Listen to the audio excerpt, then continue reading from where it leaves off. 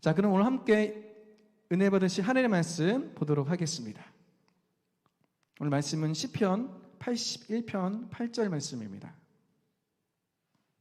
시편 81편 8절 말씀. 우리 다 같이 한 목소리 읽겠습니다. 내 백성이여 들으라. 내가 내게 증언하리라. 이스라엘이여 내게 듣기를 원하노라. 아멘. 저는 오늘 함께 읽은 본문 말씀을 근거로 하나님의 음성을 듣는 삶이라는 제목으로 함께 은혜를 나누고자 합니다. 한번 따라해 볼까요? 하나님의 음성을 듣는 삶. 하나님의 음성을 듣는 삶. 한 주간 건강히 잘 지내셨죠? 요즘은 이 건강에 대한 인사를 하는 것이 예전처럼 지나가는 말로 묻는 것이 아닌 시기가 되었어요. 코로나 확진자가 하루에 30만, 40만이 넘어가고 있는 상황이라서 저만 하더라도 지난주에 월요일에 오지를 못했습니다. 왜냐? 저희 어머니께서 그 전주 토요일에 확진을 받으셔가지고 확진자였기 때문에 주일날 또 PCR 검사를 받았고 그래서 주일 사역도 못 나갔어요. 교회에서 제가 처음으로 교회 사역을 못 나갔습니다. 이런 적이 한 번도 없었는데, 그리고 온라인으로 이제 예배를 드리고 제가 담당하고 있는 청년부 예배를 온라인으로 보고 있으니까 제가 그 자리에 없다는 것이 마음이 너무나 아프더라고요. 하나님께서 맡기신 자리고 또한 저를 통해서 하나님께 주실 것들이 분명히 있는데 그 주에 설교할 내용이 있고 이번 주에 설교할 내용이 있는데 밀려버렸어요. 그러니까 이게 제 마음속에 되게 내가 잘못해서 아니면 내가 실수해서 이러한 자책감이 살짝 들더라고요. 이 코로나가 요즘에 그러한 일들을 좀 많이 일어나게 하는 것 같습니다. 그러다 보니까 요즘은 걸리지 않은 사람이 오히려 이상하다고 얘기를 들을 정도죠. 너무나 많이 걸리다 보니까 이런 육체적인 건강도 매우 중요하지만 무엇보다도 정서적인 건강이 되게 중요한 시기예요. 코로나를 포함해서 여러 가지 상황으로 인해서 우울증이 올 수도 있고 또 감정의 기복이 심해질 수도 있습니다. 날씨도 좋고 남들은 잘 행복하게 살고 있는 것 같은데 왜 나만 이러나? 아니면 주변에 상황들이 아픈 사람도 많고 그리고 내가 하고 있는 것들이 잘 풀리지도 않아. 왜 나만 이러나? 이런 생각들을 분명히 가질 수가 있어요.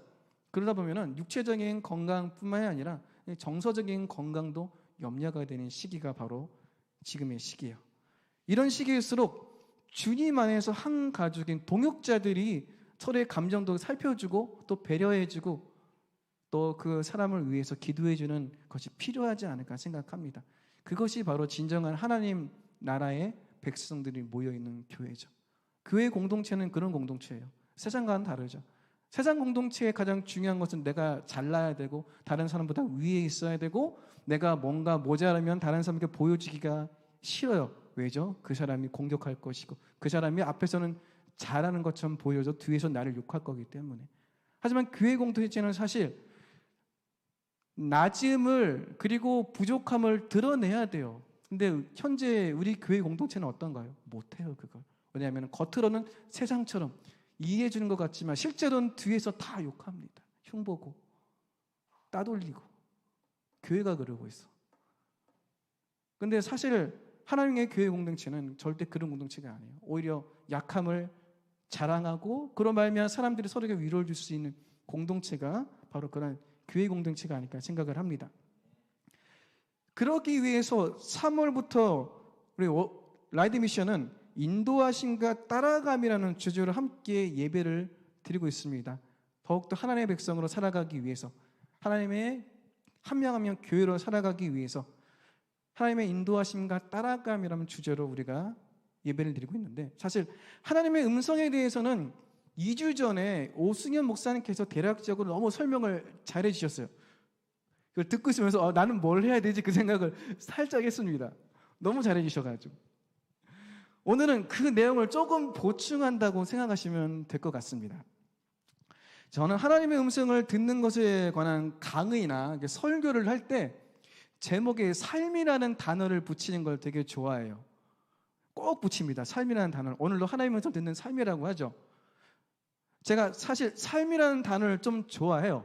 왜냐하면 삶이라는 단어는 특별하게 내가 무언가를 이루기 위해 어떤 새로운 것을 한다기보다 그냥 일상생활 그 자체이기 때문이죠. 그게 삶이죠.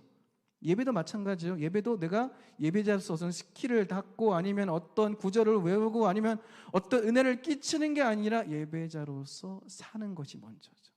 삶이 되어야지 그 예배가 흘러갈 수 있죠. 일상생활이 되어야 되는 거예요. 하나님의 음성에 대해서도 모르고 들었을 때는 특별해 보이지만 사실 이것이 특별한 것이 절대로 아닙니다. 우리가 어렸을 때 공기의 존재를 알고 호흡하는 사람이 있나요? 없죠. 그냥 다 호흡을 하잖아. 그렇죠? 공기가 있는지도 모르고. 그런데 우리가 학교에 들어가서 공기를 배우니까 공기가 뭐가 있고 그 중에서 우리가 산소를 마시는구나 알게 되죠. 이렇게 하면 이게 느껴지는 게 공기구나 알게 되죠. 어릴 때부터 하나님을 믿는 그 순간부터 우리는 그렇게 하나님의 음성에 둘러싸여 있었어요. 그 음성에 반응을 했고 그렇게 하나님의 음성을 듣고 살았지만은 그걸 우리가 모르고 있던 거죠. 그런데 이제 그것을 정확하게 학교에서 공기를 배웠던 것처럼 하나님의 음성이 어떤 것인지 배워가는 거죠. 그를 통해서 하나님의 음성을 미리 깨닫지 못했지만은 음성은 하나님의 음성을 듣는 것 자체가 절대로 특별한 것이 아니다라는 것에 대해서 우리가 한번 깊이 생각해 봤으면 좋겠습니다. 우리가 함께 읽은 시편 81편을 보면 하나님께서는 우리가 하나님의 음성을 듣기를 원하신다고 분명히 이야기를 하세요. 중요한 것은 하나님께서 우리에게 말씀이나 음성을 들려주시는 것은 우리가 그 말씀에 어떻게 반응하기를 원하시기 때문이죠. 순종하기를 원하시기 때문입니다. 그러니까 듣기만 하는 것은 1차원적인 거예요. 듣고 뭘 해야 되죠? 순종해야 돼. 순종할 의향이 있는 사람에게는 하나님께서 계속 말씀해 주십니다. 근데 순종할 의향이 없으면은 우리가 잘 못 듣게 돼요. 하나님께서 우리가 그 말씀을 듣고 순종해서 하나님을 더 깊이 알기를 원하십니다. 하나님을 더 깊이 아는 것, 그걸 원하신다는 거죠. 순복음 교단이나 또 제가 사역했던 예수전도단에서는 신앙을 그곳에서 키워온 사람들 같은 경우는 하나님의 음성을 듣는다라는 말에 대해서 별로 거부감이 없습니다. 그런데 그 외의 교단이나 그 외의 단체에서 사역했던 그리고 믿음 생활을 했던 사람들은 하나님의 음성에 대해서 그것을 또 듣는다고 이야기를 하면은 그를 되게 신기하게 생각을 해요. 하나님의 음성을 또한 말씀을 듣는다거나 안다는 것, 그게 어떻게 가능하냐? 믿음이 좋은 특별한 일만 그 사람만 가능한 것이 아니냐? 그러한 생각을 하고 물어봅니다. 근데 정말 하나님의 음성을 듣는 것이, 아는 것이, 말씀을 받는 것이 특별한 사람만 가능한 걸까요? 이사야 43장 21절 말씀을 보면 이 백성은 내가 나를 위하여 지었나니 나를 찬송하게 하려 함이니라. 이 말씀은 우리가 이 세상의 창조된 목적에 대해서 잘 설명을 하고 있습니다. 하나님께서 우리를 창조하신 목적은 하나님을 뭐 하기 위함이죠? 찬송하기 위함이에요. 그렇다면 여기서 말하는 찬송은 뭘까요? 찬송은 단순히 하나님을 노래하는 것이 아닙니다. 찬송이나 찬양의 의미는 대상을 높이고 칭찬하는 모든 행동이 뭐다? 찬송, 찬양. 노래는 그 중에 하나일 뿐이에요. 하나님을 높이는 여러 가지 방법 중에, 칭찬하는 방법 중에 하나일 뿐이죠. 찬송에 가가 붙으면 그때부터 뭐죠? 노래죠. 찬송, 가. 그때부터 노래가 되는 거예요. 하지만 이렇게 대상을 칭찬하고 높이는 그 찬송, 찬양은 그 대상을 알지 못하면 제대로 못합니다. 잘 모르는 사람에 대해서 칭찬을 어떻게 해요? 머리가 멋지네요. 옷이 예쁘네요. 신발이 깔끔하네요. 이게 끝이죠. 그럼 뭐예요 그게? 그냥 그 대상을 겉으로만 칭찬하는 거죠. 그런데 그 사람을 제대로 알면 어떻게 칭찬하죠? 너가 힘든 가운데서도 오늘 그렇게 사역을 열심히 하려고 하는 거 하나님께서 그 마음을 아실 거야. 그렇게 최선을 다하는 모습 하나님께서 너무 기뻐하실 거야. 그러한 칭찬이 그 사람을 알기 때문에 하신 칭찬이죠. 하나님께서는 우리가 그냥 단순히 하나님께서 보여주시는 겉모습만 가지고 칭찬하는 걸 원하시는 게 아니에요. 뭘 원하시죠? 깊이 교제하고 알아서 칭찬하고 높여드리고 우리가 예배하는 걸 원하시죠. 그렇다면은 우리가 창조된 목적은 결국은 뭐예요? 찬송은 교제 그리고 관계하는 것. 그 교제와 관계를 위해서 보통 사람들이 뭘 하죠? 사람들이 뭘 해요? 어떤 사람과 교제하고 어떤 사람과 관계하기 위해서 뭐 여러 가지 방식으로 교제하고 관계를 맺을 수 있지만 주로 하는 게 대화죠. 말을 합니다. 남녀간에 사귀게 되면은 전화로 엄청나게 우리 통화를 하잖아요. 밤새도록. 뭘 한 얘기가 그렇게 많은지. 그렇죠? 얘기를 많이 하잖아요. 네.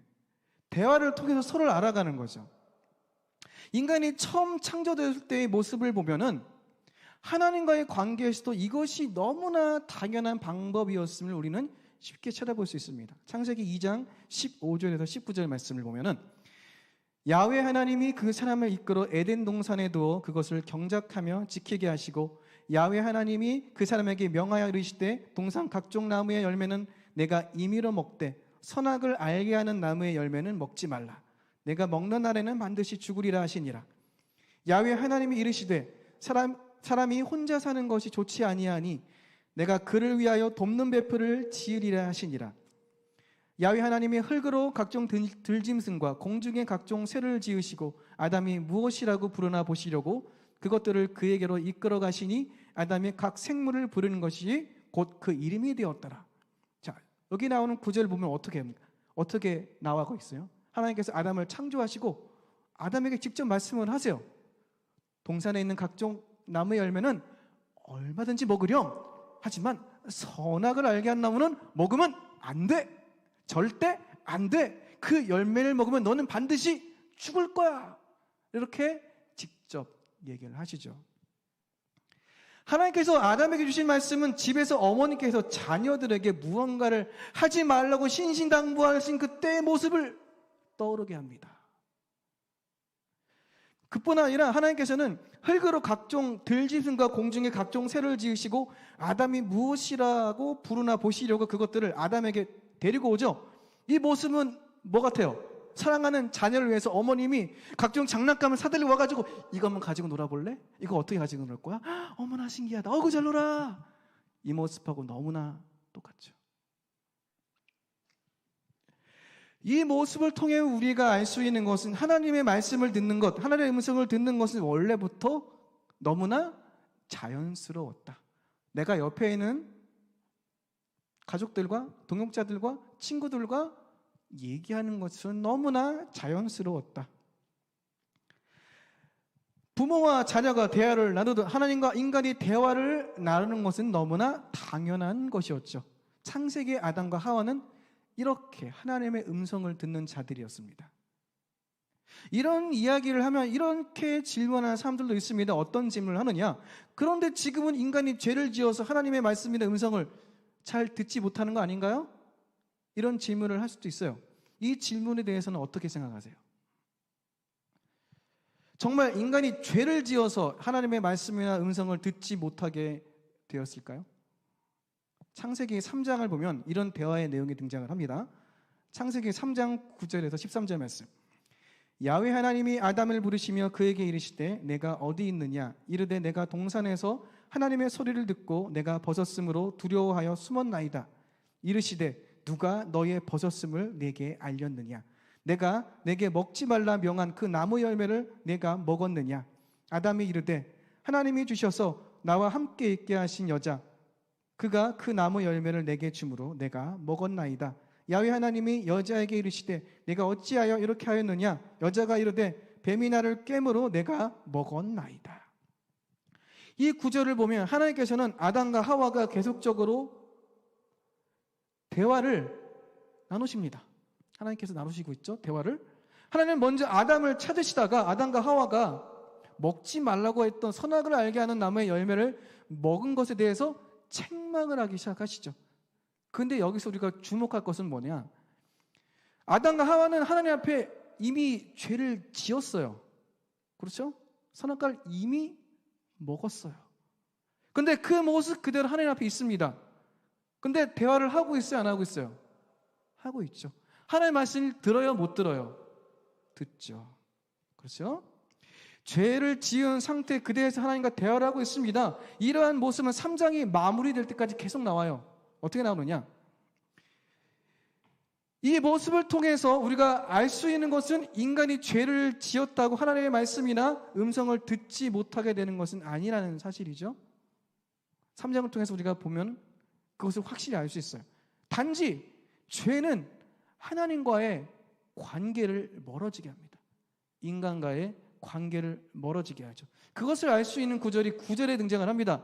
하나님께서 이렇게 아담에게 물어요. 내가 어디에 있느냐? 이 말씀에 되게 중요한 의미가 담겨 있습니다. 전지전능한 하나님께서 아담이 숨었다고 과연 그 위치를 몰라서 물어봤을까요? 과연 몰라서 물어봤을까요? 이 구절은 죄로 인해 관계가 멀어졌고 멀어진 관계이기 때문에 아담과 나 사이에, 하나님 사이에는 무언가가 가로막혀 있다라는 것을 알려주는 거예요. 거리가 멀어졌다. 그것을 보여주고 있는 구절이죠.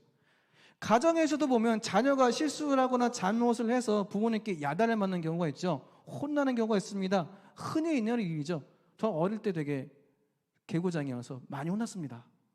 그런데 그 혼난 상태에서 방으로 딱 들어가면은 뭐라고 해도 안 들어요. 제가 막 짜증이 나가지고 안 들어요. 여러분 어떠신지 모르겠지만 저는 그랬습니다. 부모가 뭐라고 말을 해도 안 들어. 나에게 좋은 말 해줘도 나는 그게 고집겠더니 안 들려요. 왜냐하면 내가 화가 났기 때문에. 부모님에 대해서 내가 이미 안 좋은 감정이 쌓여 있어. 마음이 멀어지고 그 말을 듣지 않은 상태가 되는 거죠. 부모가 하는 말들이 다 왜곡되게 들립니다. 아무리 자녀를 위해서 하는 말이라 할지라도 자녀는 필요 없는 잔소리로 들어버려요. 우리가 하나님의 말씀이나 음성을 듣지 못하는 중요한 이유는 하나님과의 관계가 멀어지게 되어 하나님께서 하시는 말씀이 어떤 것인지 분별을 하지 못하는 경우가 있고, 또 하나님 말씀이나 음성이 어떤 것인지 알기는 아는데 듣지 않으려고 하는 경우가 있다는 사실입니다. 우리가 하나님의 말씀이나 음성을 제대로 듣지 못하는 이유에 대해서는 잠시 후에 나누도록 하겠습니다. 그렇다면 하나님께서는 과연 우리에게 어떻게 말씀을 하실까요? 성경을 보면 하나님께서 우리에게 말씀하시는 다양한 방법들이 등장을 합니다. 그 내용을 간단하게 살펴보도록 하겠습니다. 첫 번째입니다. 첫 번째는 실제적인 음성이에요. 이것은 하나님께서 인간에게 직접적으로 말씀을 주시는 것인데 외적인 음성과 내적인 음성으로 분류가 됩니다. 먼저 외적인 음성을 살펴보면 우리가 조금 전에 봤던 창세기에 계속해서 등장하고 있죠. 그리고 구약 성경에서도 종종 그 모습이 등장을 합니다. 하나의 구절을 예로 들어보면 출애굽기 3장 4절에서 5절 말씀을 보면 야훼께서 그가 보려고 돌이켜 오는 것을 보신지라 하나님이 떨기나무 가운데서 그를 불러 이르시되 모세야 모세야 하심에 그가 이르되 내가 여기 있나이다. 하나님이 이르시되 이리로 가까이 오지 말라. 내가 선 곳은 거룩한 땅이니 내 발에서 신을 벗으라. 이 모습은 어떤 모습이에요? 하나님께서 모세를 부르실 때의 모습입니다. 직접 하나님께서 음성을 들려주시며 모세를 부르시죠. 성경에서는 이렇게 외적으로 하나님께서 음성을 들려주시는 경우가 종종 있는데 그 경우의 공통점은 개인이나 공동체의 커다란 변화가 일어나는 시기, 터닝 포인트겠죠. 또한 하나님의 역사가 이루어지기 전, 또 하나님께서 요청하신 일이 그 사람이 감당하기에 너무나 어려운 일이었을 때, 그때 주로 외적으로 말씀하십니다. 그리고 그 말씀을 통해서 그 일을 하게 되면은 결국 그 일을 통해서 하나님의 영광이 드러나게 됐을 때, 성경을 보면은 주로 그럴 때 직접 외적으로 음성을 들려주십니다. 그런데 중요한 것이 있어요. 뭐가 중요하냐? 이렇게 하나님께서 직접적으로 나타나셔서 말씀을 주시는 외적인 음성은 성경에서조차도 흔하지 않은 일이었어요. 성경을 통틀어서 우리가 알고 있는 그거밖에 없어요. 더 있으면 기록이 되었겠죠. 하나님께서 직접 말씀을 주셨는데 기록이 안 되었을까요? 직접 주셨다는 그 기록 자체가 성경에서는 많지가 않아요. 직접 하나님께서 말씀 주시는 것이 그 유구한 역사 속에서. 신약 이후에는 주로 하나님께서 어떻게 말씀을 하실까요? 성령님께서 직접 활동하시게 되는 신약 시대부터는 하나님의 외적인 음성을 직접 듣게 되는 경우가 찾기가 매우 힘들어요. 신약 성경에도 별로 없죠. 거의 없습니다. 이는 하나님의 깊은 곳까지도 통찰하시는 성령 하나님께서 우리 안에 이미 존재하시기 때문에 그분을 통해 하나님께서 말씀을 하십니다. 이것이 바로 어떤 음성이죠? 내적인 음성. 내적인 음성이란 하나님께서 성령님을 통해 우리의 생각 속으로 하나님의 말씀을 주시는 것이에요. 사도행전 20장 22절에서 23절 말씀을 보면 보라 이제 나는 성령에 매여 예루살렘으로 가는데 거기서 무슨 일을 당할는지 알지 못하노라. 오직 성령이 각 성에서 내게 증언하여 결박과 환난이 나를 기다린다 하시니. 성령께서 어떻게 말씀하시는지 지금 사도행전을 통해서 우리에게 보여주고 있어요. 대화란 말이라는 매개체를 통해서 자신의 생각을 상대방의 생각에 전달하는 것이죠. 대화가. 그렇다면 내적인 음성이 뭘까요? 하나님께서 성령을 통해 하나님의 생각을 우리의 생각에 부어주는 것. 그것이 내적인 음성. 똑같은 대화예요. 단지 인간끼리는 말을 매개체로 하지만 하나님과 인간은 성령을 매개체로 한다. 그 생각을 우리에게 전달해 주시는 거죠. 이것은 우리의 생각과 마음 안에서 깨닫게 되는 구체적인 하나님의 말씀을 가리킵니다. 그것이 내적인 음성.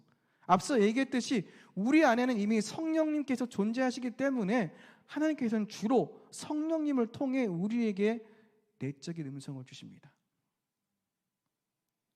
자, 하나님께서 또 어떤 방법으로 우리에게 말씀을 주실까요? 두 번째가 성경 말씀이에요. 성경 말씀. 시편 119편 105절 말씀을 보면 주의 말씀은 내 발의 등이요 내 길의 빛이니이다. 하나님께서는 이미 우리에게 보편적인 계시인 성경을 주셨습니다. 성경에 담겨져 있는 말씀이 바로 하나님의 말씀이자 하나님의 음성이죠. 이것을 우리는 보통 어떤 말씀이 가나요? 로고스의 말씀이라고 하죠. 로고스의 말씀은 영원히 변하지 않는 기록된 진리라는 뜻을 가지고 있어요. 그런데 이 진리의 말씀이 우리 안에 감동으로 다가오고 또 나에게 적용되는 말씀으로 해석되는 경우가 있는데 이것을 우리는 레마의 말씀이라고 말하죠. 사실 로고스나 레마나 신약 성경에서 똑같이 쓰이는입니다. 말씀이라는 단어로 똑같이 쓰여요. 그런데 레마가 로고스보다 조금 더 주관적인 말씀이라는 의미를 가지고 있어요. 그래서 통상적으로 어떻게 해석을 하느냐? 그래서 로고스는 기록된 말씀, 레마는 내가 해석하여 주관적으로 내 안에 다가온 말씀, 이렇게 풀이를 하고 있죠. 이렇듯 우리는 기록된 성경의 말씀을 통해 하나님께서 우리에게 주시는 말씀이나 음성을 발견할 수가 있습니다. 또한 우리가 깨달은 말씀을 통해서 하나님의 말씀이나 음성을 들을 수 있죠. 우리가 성경을 읽어야 하는 중요한 이유가 바로 여기에 있어요. 그리고 또 우리가 성경을 암송해야 하는 중요한 이유가 바로 여기 있죠. 그 성경을 말씀을 통해서 우리에게 하나님께서 말씀을 주신다는 거예요. 자, 세 번째입니다. 세 번째는 꿈과 환상을 통해서 우리에게 말씀을 주세요. 창세기 37장 6절에서 9절 말씀을 보면 요셉이 그들에게 이르되 청하건대 내가 꾼 꿈을 들으시오. 우리가 밭에서 곡식단을 묶더니 내 단은 일어서고 당신들의 단은 내 단을 둘러서서 절하더이다. 그의 형들이 그에게 이르되 내가 참으로 우리의 왕이 되겠느냐? 참으로 우리를 다스리게 되겠느냐 하고 그의 꿈과 그의 말로 말미암아 그를 더욱 미워하더니 요셉이 다시 꿈을 꾸고 그의 형들에게 말하여 이르되 내가 또 꿈을 꾼즉 해와 달과 11별이 내게 절하더이다 하니라. 요셉이 꿈을 통해 하나님께서 주시는 말씀을 들었다는 것을 우리는 너무나 잘 알고 있습니다. 어릴 때부터 들어왔던 이야기죠. 하지만 꿈을 꾸었다고 우리가 모두 해석할 수 있는 것은 아니에요. 꿈은 대부분 상징적인 것들을 의미하기 때문이죠. 저는 사실 꿈에 대해서 잘 신뢰를 하지 않았습니다. 어릴 때부터 꿈을 통해서 잘 말씀하지 않기 때문이죠. 그런데 꿈을 통해서 말씀하신 것을 몇 번 또 경험을 했어요. 그래서 꿈도 하나님께서 나에게 주시는 말씀의 통로구나라는 걸 깨닫게 됩니다. 하지만 꿈은 대부분 상징적인 것이에요. 그렇기 때문에 꿈은 정확한 분별이 필요합니다. 꿈과 환상의 차이점은 꿈은 잠을 잘 때 보여주는 영상이고 환상은 멀쩡히 깨어있을 때 보여지는 영상이죠. 네. 환상은 멀쩡히 깨어있을 때 보여지기 때문에 많이 경험 못한 경우가 있어요. 저는 한 번도 경험을 못했습니다. 꿈은 많이 경험을 해봤는데, 네. 하지만 환상을 경험하는 사람도 분명히 있어요. 그런데 중요한 것은 성경에는 분명히 하나님의 말씀이나 음성을 환상을 통해서 주십니다. 그래서 환상이라는 부분이 분명히 존재를 해요. 이러한 꿈과 환상은 대부분 경고의 메시지나 격려, 인도, 명령, 미래의 계시를 내용으로 하는 경우가 많습니다. 자, 네 번째 하나님께서 우리에게 말씀하시는 방법은 뭐냐? 인상입니다. 인상. 인상이 뭔지 잘 모르시겠죠? 요나 4장 2절 말씀을 보면 야훼께 기도하여 이르되 야훼여 내가 고국에 있을 때 이러하겠다고 말씀하지 아니하였나이까? 그러므로 내가 빨리 다시스로 도망하였사오니 주께서는 은혜로우시며 자비로우시며 노하기를 더디하시며 이내가 크시사 뜻을 돌이켜 재앙을 내리지 아니하시는 하나님이신 줄 내가 알았음이니이다. 인상에 대한 정확한 사전적인 뜻은 어떤 대상을 보거나 듣거나 했을 때 그것에 사람의 마음에 주는 느낌이나 그 작용, 그것이 인상이에요. 하나님께서 요나에게 어떤 말씀을 주시니까 어떠한 느낌을 확 받았어요. 아, 이거 가나안만은 하나님께서 용서하실 거야. 분명히 그럴 거야. 확 느낌이 왔죠. 여러분 단기 선교 갔을 때 어느 지역을 다닐 때 어떤 느낌 확 오죠. 어떠한 영적인 분위기 확 느껴지죠. 그게 인상이에요. 그것을 통해서 하나님께서 우리에게 말씀을 주신다는 거죠. 여기서 경험하신 분도 있으실 것이고 못하시는 분도 있으실 것이고 어느 신방을 갈 때도 마찬가지로 오늘 집회가 아닌데 어떠한 느낌이 확 영적인 느낌이 바로 알 수가 있어. 나 듣지도 않았는데 그것이 인상이에요. 인상. 그 인상대로 하나님께서는 니느웨를 결국 요나가 느꼈던 것처럼 멸망시키지 않았습니다. 이렇게 인상은 생각이나 감정, 오감에 주는 영향이라고 볼 수 있습니다. 단순히 감정에서 오는 것이라고, 내가 조금 피곤해가지고 이런 거 아니야? 아니면 좀 내가 조금 다른 영향을 받아서 이런 거 아니야? 이럴 수도 있어요. 그렇기 때문에 분별이 필요해. 하나님의 음성을 듣는 건 다 분별이 필요합니다. 지금 제가 설명해 드린 건 이런 종류가 있다라고 말씀을 드리는 거예요. 그렇기 때문에 성령님께서 느낌적으로 우리에게 주시는 것이 있다는 사실을 우리는 분명히 머릿속에 가지고 있어야 지금 이것이 나에게 주신 하나님의 말씀이구나라고 느낄 수가 있어요. 자, 다섯 번째입니다. 다섯 번째는 뭐냐? 바로 다른 사람들을 통해서 하나님께서 또 말씀을 주십니다. 사무엘상 16장 12절에서 13절 말씀을 보면 이에 사람을 보내어 그를 데려오매 그의 빛이 붉고 눈이 빼어나고 얼굴이 아름답더라. 야훼께서 이르시되 이가 그니 일어나 기름을 부으라 하시는지라. 사무엘이 기름 뿔병을 가져다가 그의 형제 중에서 그에게 부었더니 이날 이후로 다윗이 야훼의 영에게 크게 감동되니라. 사무엘이 떠나서 라마로 가니라. 이 구절을 하나님께서 사무엘이라는 영적인 권위자를 통해서 사울을 이스라엘의 왕으로 세우는 모습, 그 모습을 우리에게 보여주고 있어요.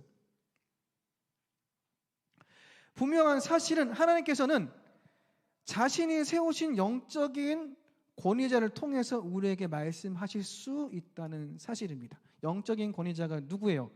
영적인 권위자, 우리 라이드 미션에서 오승희 목사님, 그렇죠? 그리고 우리 각자 교회에서 담당하시는 목회자가 될 수도 있고, 또는 리더가 될 수 있고, 하나님께서 세우신 영적인 권위자가 될 수가 있어요. 그리고 서로의 나눔 가운데서도 하나님께서는 분명히 말씀을 주십니다. 서로의 나눔을 통해서도 우리가 의식하지 않은 사이에서 나타날 수도 있어요. 그 나눔 가운데 사람을 통해서 하나님께서 말씀을 전하시는 것을 뭐라고 얘기하느냐? 예언, 대언이라고 표현을 해요. 대언, 예언은 사실 미래를 얘기하는 게 아닙니다. 대언이 뭐죠? 대신 말한다. 내 말을 내 입에 두었다. 그렇죠? 예언도 우리 서랑관 선생님 잘 알잖아요. 그렇죠?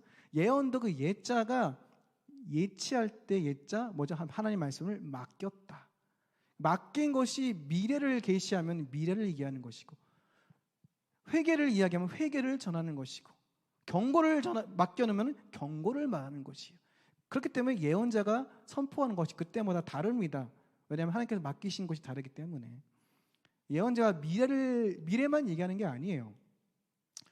그렇기 때문에 우리에게 하나님께서 분명히 그 말을 맡기세요. 어떠한 지체를 향해서 축복의 말을 맡길 수도 있고, 어떤 지체를 향하여서 뭐 위로의 말, 격려의 말도 맡기실 수 있고, 그것이 다 하나님께서 주시는 말씀이라는 거죠. 하지만 중요한 것은 우리가 다른 사람을 통해 들은 모든 것을 무작정 받아들이는 것은 매우 어리석은 행동이라는 겁니다.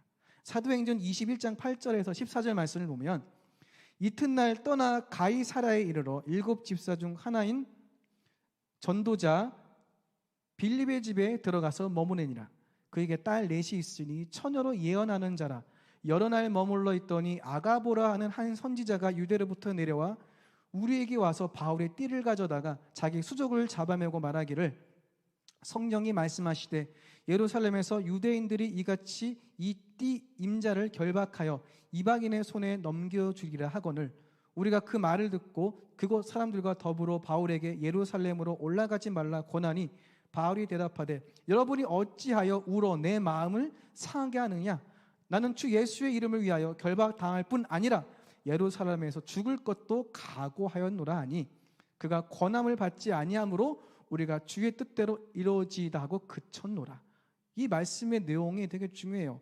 바울이 예루살렘을 가려고 하니까 이 아가보라고 하는 선지자가 바울의 띠를 가져다가 자기 수족을 잡아매고, 너가 예루살렘에 가면 넌 이방인들에게 넘겨질 거야. 그러면 잘못하면 로마로 가서 죽을 수도 있어. 막 이렇게 경고를 내립니다.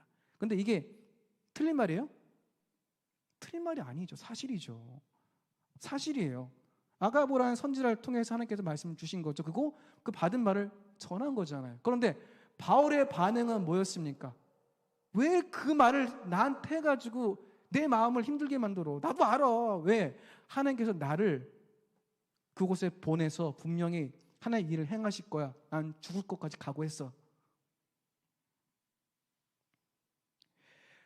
바울은 지금 아가보가 봤던 그 현상, 잡혀서 너는 죽을 수도 있다, 너는 힘들게 될 것이다, 이방인들의 손에 넘겨질 것이다, 그 현상만 본 게 아니라 그 현상 깊은 곳에 의도된 하나님의 뜻을 봤어요. 바울이. 결국 하나님께서는 다른 사람보다는 본인에게 더 자세한 말씀을 주신다는 거예요. 기도도 마찬가지잖아요. 남이 아무리 중보 기도해줘봤자 내가 기도 안 하면 소용없죠? 마찬가지입니다. 다른 사람들이 보고 얘기하는 건 한계가 있어요.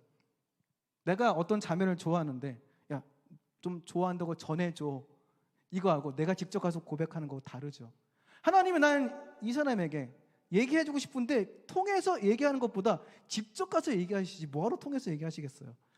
통해서도 분명히 얘기를 하십니다. 안 한다는 게 아니라. 그런데 그건 뭐가 필요하다? 분별이 필요하다. 항상 말씀드려요. 하늘의 음성을 듣는 건 모든 것이 다 분별이 필요합니다. 그렇기 때문에 다른 사람들을 통해서 하나님의 음성을 지나치게 들으려고 하는 것은 바람직하지 않습니다. 그래서 뭐 예언 사역하는 사람 쫓아다니고 막 쫓아다니잖아요. 그런 거 되게 바람직하지 않아요. 중요한 거는 여러분의 영적 리더에게 차례 가서 기도를 부탁을 하세요. 그게 훨씬 좋아요. 그리고 여러분이 직접 골방에 들어가 기도를 하세요. 그게 더 중요한 겁니다. 쫓아다닌다는 것은 물론 그 사람을 통해 주신 말씀도 있겠지만 내가 사람을 의지한다는 거예요. 하나님을 의지하는 것이 아니라. 자, 다음으로 하나님께서 어떻게 말씀을 우리에게 주실까? 6번째입니다. 강한 소원이나 비전, 그 부담감, 감동들을 통해, 깨달음을 통해서 우리에게 말씀을 주세요. 빌립보서 2장 14절 말씀을 보면, 너희 안에서 행하시는 이는 하나님이시니 자기의 깊으신 뜻을 위하여 너희에게 소원을 두고 행하게 하시나니. 하나님께서는 우리로 마음에 소원을 두고 그 소원을 통해서 사명을 말씀하십니다. 그리고 일상 가운데 겪게 되는 작은 사건을 통한 감동과 깨달음 안에서, 그리고 어떤 일들에 대한 부담감 안에서 우리에게 분명히 말씀을 하십니다. 7번째는 환경을 통해서입니다. 출애굽기 13장 21절 말씀을 보면, 야훼께서 그들 앞에서 가시며 낮에는 구름 기둥으로 그들의 길을 인도하시고 밤에는 불 기둥으로 그들에게 비추사 낮이나 밤이나 진행하게 하시니. 때로는 주변의 환경을 통해서 말씀하시는 경우도 분명히 있습니다. 이 말씀을 들을 때는, 그런데 중요한 것은 민감하게 귀를 기울여야 돼요. 왜냐? 그 이유는 대부분의 환경은 우리에게 하나님의 말씀을 전해줄 수 없기 때문이에요. 왜죠? 환경은 매번 바뀝니다. 그런데 하나님은 어떤 분이세요? 바뀌지 않고 신실한 분이세요. 그러니까 환경만 가지고 판단하는 것은 아주 되게 어리석은 거예요. 네. 그러니까 작은 확률로 환경도 있다라고 소개하는 거예요. 그리고 성경에도 분명히 존재하잖아요. 환경을 통해서 보여주시는 것. 그렇죠?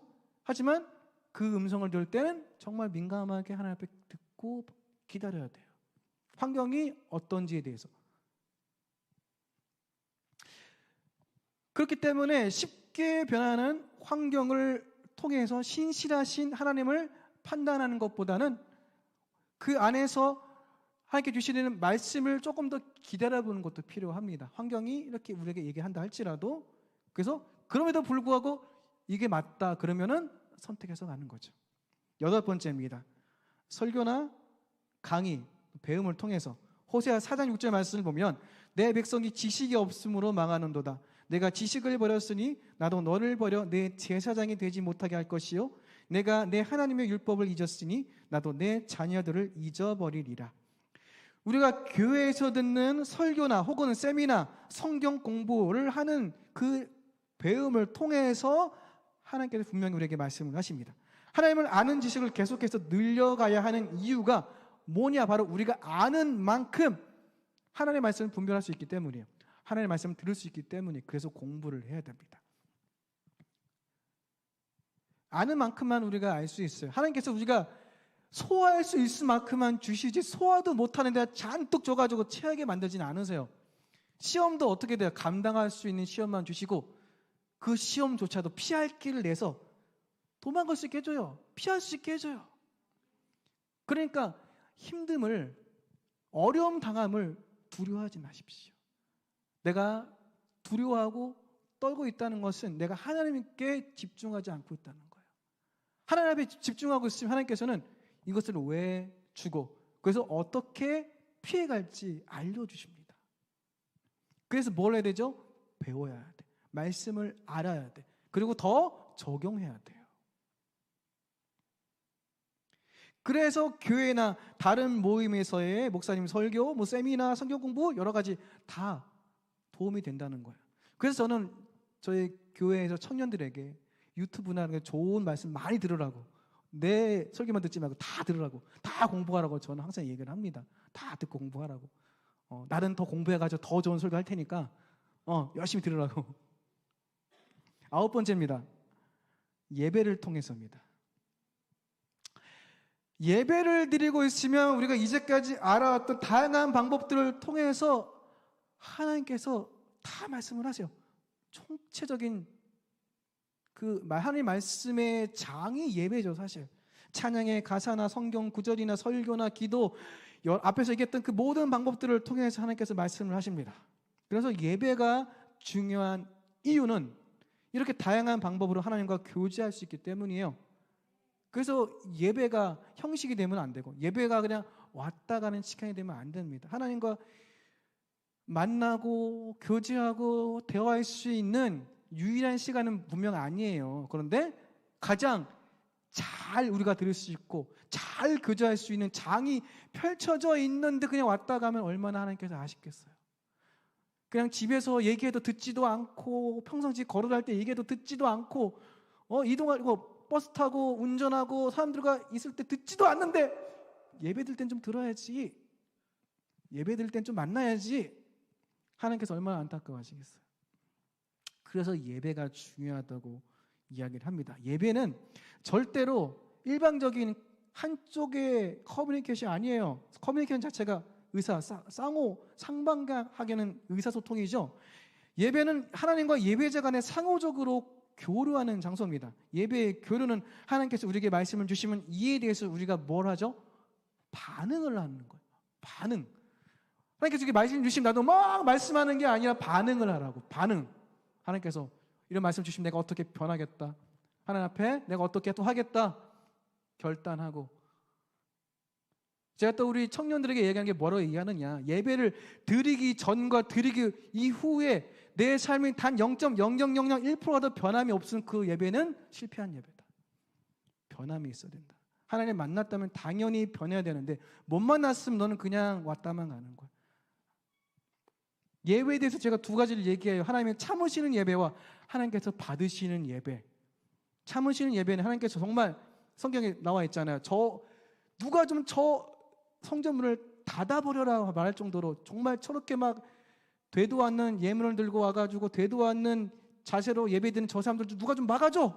그런데 하나님께서 직접 치지 않으시죠. 뭐 하는 거예요? 사랑하시기 때문에 참고 계시잖아요. 그냥. 제가 얘기합니다. 우리 청년들에게 뭐라고 얘기하느냐. 참는 예배 드리지 말라고. 하나님께 받으신 예배를 드리라고. 그렇기 때문에 내 안에서 말씀하시는 하나님을 만나고 그 하나님 앞에 진심으로 반응을 하는 그런 예배가 되어야 됩니다. 그 예배를 통해서 하나님께서 우리에게 많은 말씀을 하신다는 사실을 잊지 마시길 주님의 이름으로 부탁드리겠습니다. 자, 이제까지 하나님께서 우리에게 말씀하시는 방법 9가지에 대해서 살펴봤습니다. 물론 이 9가지 방법 외에도 더 다양하게 말씀하시지만 9가지라는 큰 카테고리 안에 포함이 되어 있어요. 그래서 더 세분하지는 않았습니다. 또한 미처 발견하지 못한 방법으로도 하나님께서는 우리에게 말씀을 하십니다. 하지만 우리가 잊지 말아야 할 것은 하나님의 말씀을 듣게 되면 반드시 그 말씀이 정말 하나님께서 주시는 말씀인지를 성경을 펴놓고 검증을 해야 돼요. 사도행전 17장 11절 말씀을 보면 베레아에 있는 사람들은 데살로니가에 있는 사람들보다 더 너그러워서 간절한 마음으로 말씀을 받고 이것이 그러한가 하여 날마다 성경을 상고함으로 말씀을 받는 것이 지금만 있는 게 아니죠. 그전에도 있었어요. 초대교회 사도행전 17장에 있는 그 사람들 어떻게 합니까? 말씀을 받으면 정말 그것이 맞나 성경을 펴놓고 상고했다고 기록하고 있죠.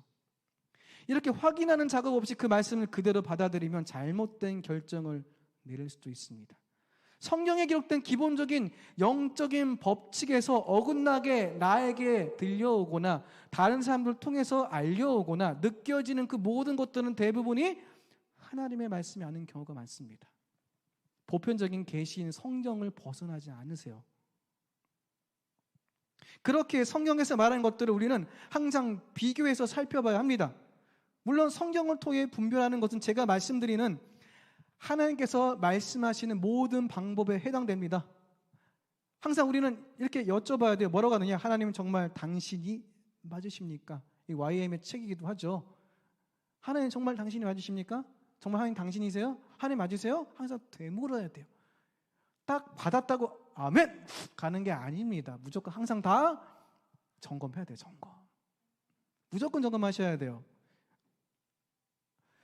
하나님께서는 이렇게 우리에게 태초부터 지금까지 계속해서 말씀을 하시고 음성을 들려주시는데 그 말씀이나 음성을 아예 듣지 못하는 사람도 있고 잘못 듣는 사람도 있고 잘 들었다 하더라도 반드시 제가 조금 전에 말씀드렸던 것처럼 분별이라는 확인 과정을 거쳐야 하는 이유가 있어요.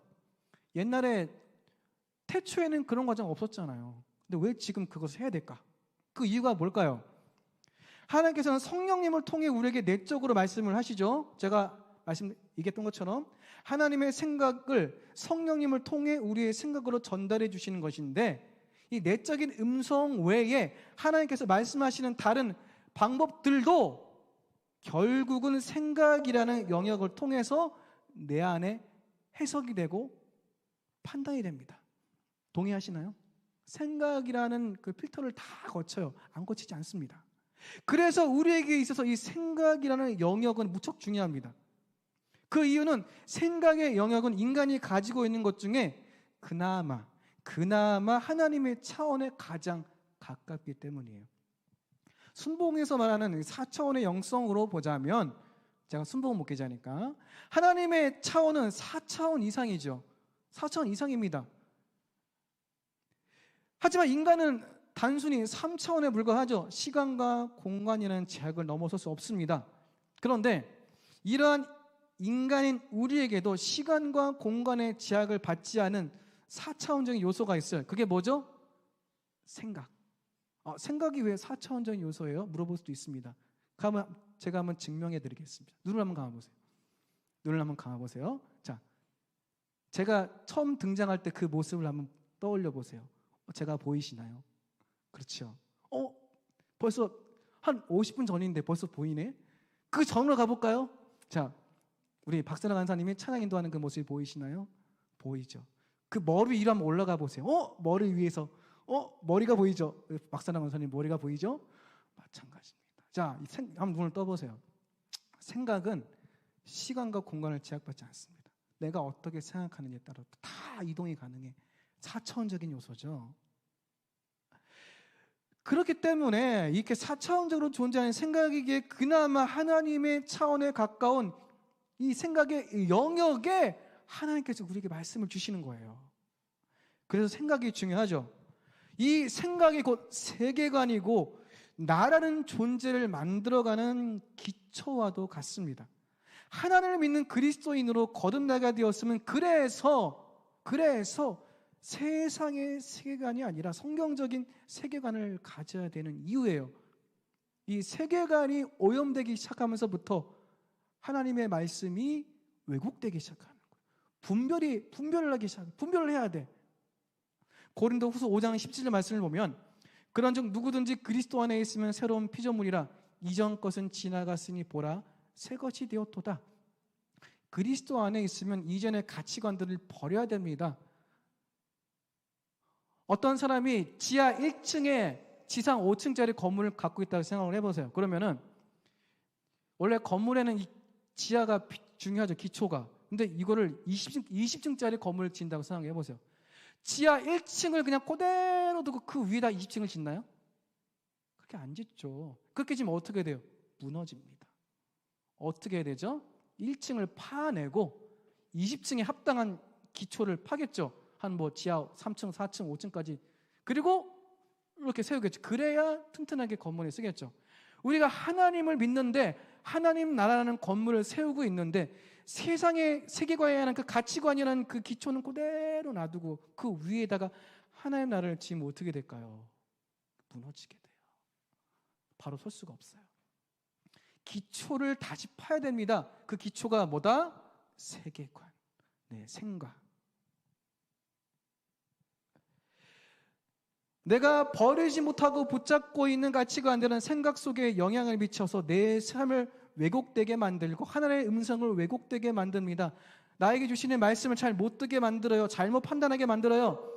그렇게 우리가 세상을 살아가면서 생각 속에 자리 잡게 된 잘못된 사고방식들이 몇 가지가 있는데 그 몇 가지를 함께 또 살펴보도록 할게요. 괜찮죠? 시간이 조금 더 지나가겠는데 원래 이게 제가 강의를 할 때는 한 4시간짜리 강의인데 지금 설교로 지금 축약을 한 거예요. 조금 더 부연 설명 다 빼고 지금 중요한 것만 막 하고 있습니다. 자, 그 사고방식 몇 가지 함께 보도록 할게요. 첫 번째가 합리주의입니다. 합리주의. 한번 따라해 볼까요? 합리주의. 합리주의란 이성적으로 판단하고 합리적으로 이해된 것만을 중요하게 생각하는 생활 태도나 사고방식이에요. 과학적인 사실이나 논리적인 설명을 통해 자신이 이해가 되는 말이나 사람을 신뢰합니다. 보통 이런 사람들은 하나님께서 말씀을 주시면 이 말씀에 대해서 합리적이거나 이성적으로 자신을 설득하기를 원해요. 자, 한번 설득해봐. 그럼 내가 한번 들어줄게. 그럼 내가 인정할게. 그렇게 합리적으로 이해가 되지 않으면 이들은 하나님의 말씀을 절대로 따르지 않아요. 나를 설득해 주길 원해. 이성을 굴복시켜 주길 원합니다. 두 번째가 이것도 지금 막 추격하고 있는 거예요. 두 번째가 경험주의입니다. 경험주의. 원래 설명이 더 많은데 경험주의란 인식의 바탕을 경험에서 찾는 거예요. 내가 어떤 것을 인식하는데 그 인식을 경험을 통해서 찾는 겁니다. 결국 나 자신이 경험한 사실에 근거해서 모든 것을 판단하는 것이죠. 사실 많은 사람들이 이렇게 자신의 경험에 근거하여 살아갑니다. 물론 자신의 경험에 의해서 얻게 된 것은 어떤 사실이 될 수 있어요. 맞는 말이죠. 내가 경험해서 어떠한 이치를 얻었습니다. 근데 그 이치가 틀린 이치는 아니에요. 맞아요. 근데 그건 뭐죠? 하나의 이치라고 해서 뭐라고 표현합니까? 일리. 일리 있는 말이다. 일리가 있다고 표현을 하죠. 근데 경험을 통해서 얻은 사실은 일리가 됩니다. 하지만 일리는 말 그대로 어떤 면에서 한 가지 면에서 타당한 근거, 하나의 이치에 불과하죠. 진리는 아닙니다. 일리는 절대 진리는 아니죠. 진리는 뭐죠? 하나님의 말씀일 뿐이에요. 모든 것을 관통할 수 있는 것이 진리인데 진리는 하나의 방향으로만 관통할 수밖에 없어요. 그런데 모든 것을 관통할 수 있는 것이 바로 진리입니다. 그래서 세상 사람들은 각자가 주장하는 이러한 일리들이 너무나 많기 때문에 이것으로 싸우고 부딪히게 됩니다. 각자의 입장에선 다 맞는 말이에요. 그래서 뭐가 생겨요? 법이 생기고 규범이 생기고 서로의 약속이 생기죠. 경험을 중요하게 생각하는 사람들은 하나님의 말씀을 듣는 것을 이전에 들었던 경험과 내가 당시에 느꼈던 상황을 비교하면서 그 경험에 의지를 합니다. 그래서 내가 했던 것과 같지 않으면 이건 아니야. 잘못된 거야. 내가 경험한 게 맞아. 내가 해왔던 방식이 맞아. 이렇게 생각을 합니다. 하나님의 말씀이 아니라고 판단을 내려버려요. 경험주의에 육각하면. 세 번째가 뭘까요? 세 번째가 성공주의입니다. 성공주의. 성공주의는 실용주의와 같은 맥락으로 유용성과 효용성을 중요시하고 결국 성공하는 것이 진리라는 생각입니다. 그래서 세상에서 말하고 있는 결과에서의 성공을 중요하게 생각합니다. 물론 성경에서도 성공이 중요해요. 성공이 중요합니다. 그런데 성경에서 말하는 성공은 뭘까요? 세상이 말하는 성공과 성경이 말하는 성공은 같지가 않습니다. 하나님께서 보시는 성공은 바로 순종입니다. 순종. 결과가 아닌 과정에서 하나님 말씀대로 살아가는 것이 성공이라는 말이죠. 왜냐하면 결과는 누구한테 있는 거죠? 하나님께 있는 거죠. 우리는 그 과정을 순종함으로 따라갈 뿐이에요. 성경에 보면은 그 수많은 선지자들 중에서 당대에서 물론 인정받고 또 우리가 보기에 되게 위대해 보이는 선지자들 분명히 있어요. 선지자들이 우리가 볼 때 선지자들이 성공이라고 하면 표현을 하면 뭐 어떤 게 성공이에요? 내가 선지자가 딱 얘기를 하면은 사람들이 막 뒤집어지고 회개하고 그냥 기적이 막 일어나. 그리고 사람들이 우와 하나님의 영광이 드러났다 이렇게 막 찬사를 보내. 우리가 볼 때 인간이 볼 때는 이게 성공이겠죠. 그런데 그런 식으로 성공한 선지자가 구약에 몇 명이 등장을 하나요? 많지 않습니다. 없지는 않아요. 물론 그렇죠. 하지만 많지 않아요. 그러면 그 선지자들이 다 실패한 선지자들일까요? 그렇지 않습니다.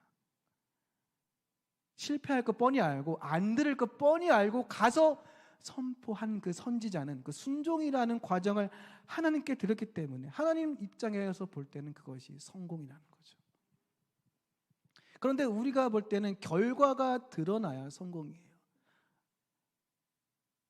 교회를 개척해도 부흥하고 사람들이 많이 와야 성공이라는 표현을 하죠. 하나님 보시기 정말 그게 성공일까? 그리고 내가 하나님의 사역을 뭔가를 하기 위해서 노력을 하고 있는데 그러한 명시적인 결과가 드러나지 않아. 그러면 실패한 걸까? 제가 이게 어떻다고 지금 결론을 내리지 않았어요. 저는 아시죠? 네. 중요한 것은 곰곰이 우리가 생각을 해봐야 된다는 거예요. 어떤 것이 성공인지 하나님 입장에서. 그렇기 때문에 그것으로 말미암아 하나님의 음성을 잘못 들으시면 안 됩니다.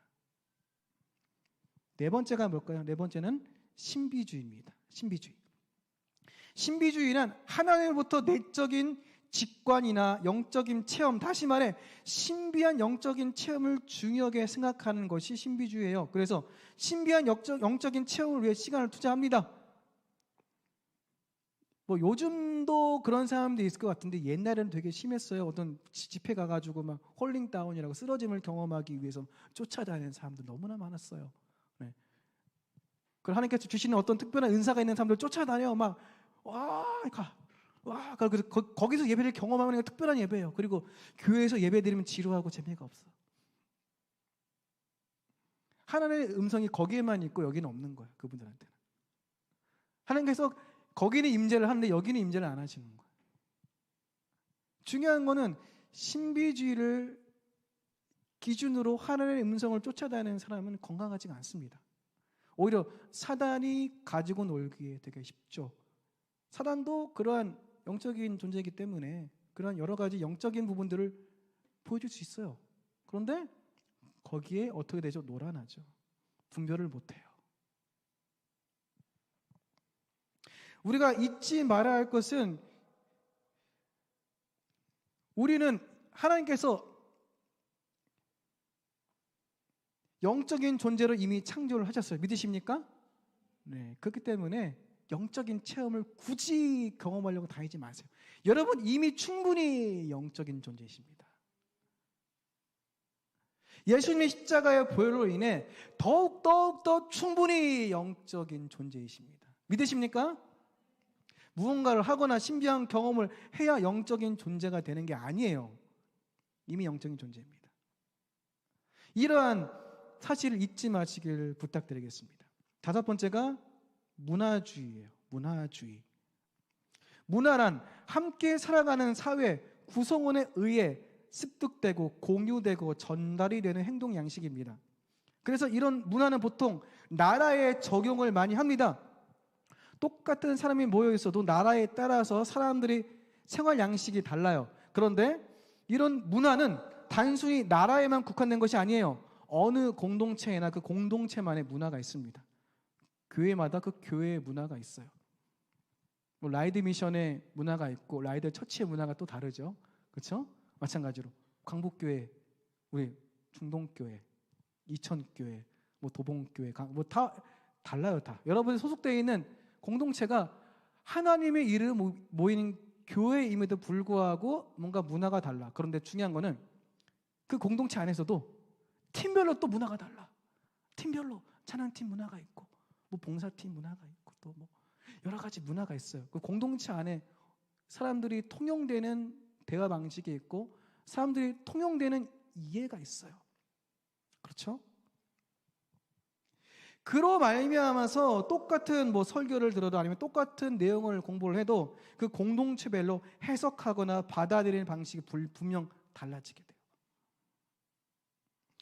이것이 바로 문화주의죠. 가정이나 직장이나 학교나 공동체가 존재하는 모든 곳에 이런 각자만의 문화가 존재를 해요. 하나님을 똑같이 믿어도 어떤 가정, 또 다른 가정은 하나님 믿는 방식이 달라. 동일한 순복음교회고 동일한 목사님의 설교고 동일한 하나님의 은혜인데도 불구하고 달라요. 가정의 문화가 다르기 때문에. 이런 문화가 하나님의 말씀을 자신의 공동체 문화의 양식으로 왜곡되게 만들고 판단하게 만들어 하나님의 말씀대로 살아가지 못하게 하는 경우가 있어요. 여섯 번째입니다. 권위주의. 권위주의란 일반적인 사실이나 상대의 의견보다 기존의 권위자에 기대어서 사람을 대하거나 사태를 해석하는 사고방식이나 행동 양식이 권위주의입니다.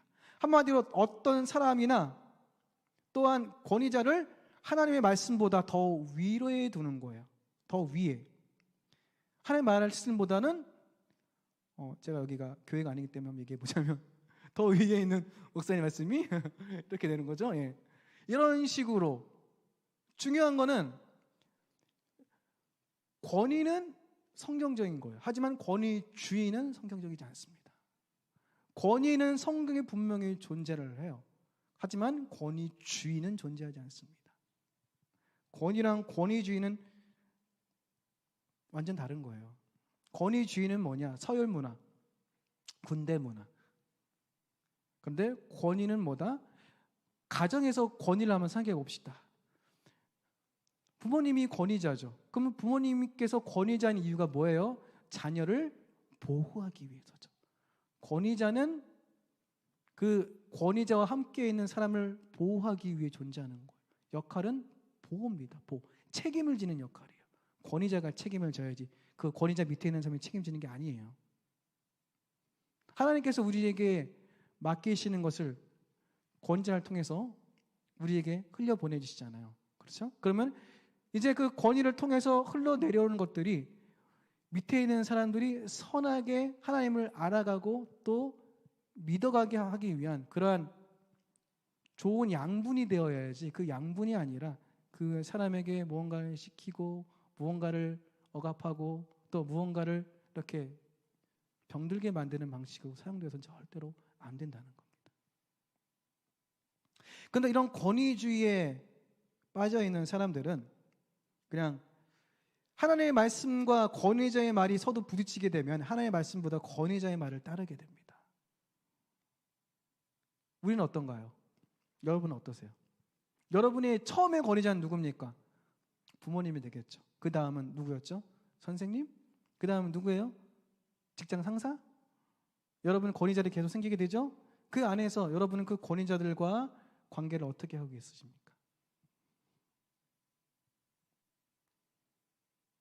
위에서 살펴본 6가지 외에도 우리 생각 속에서 하나님의 말씀을 듣는 것을 방해하는 가치관들이 분명히 존재합니다. 내가 가지고 있는 어떤 가치관이 하나님의 말씀을 듣는 것에 방해가 되는지는 하나님께서 나에게 말씀하실 때 내가 어떻게 반응하는지를 살펴보면 알 수가 있어요. 하지만 우리가 잊지 말아야 할 것은 우리가 믿는 대상은 결국 그 말을 듣고 순종하는 대상이라는 거예요.